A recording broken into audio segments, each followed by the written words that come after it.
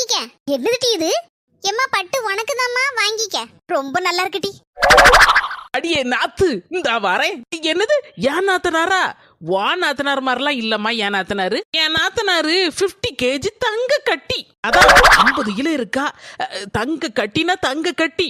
கருங்கல்லுல போட்டு உரசுனாலும் அவ தங்கம் தான், தகரம் இல்ல. எனக்கு கிடைச்ச நாத்தனா மாதிரி யாருக்கு இந்த ஊர் உலகத்துல கிடைச்சிருக்காது. அவ்வளவு நல்ல கோடம். சத்தியமா சொல்லுதேன் சிம்ரன், இவதான் 7 ஜென்மத்துக்கும் என் நாத்தனாவா வரணும்.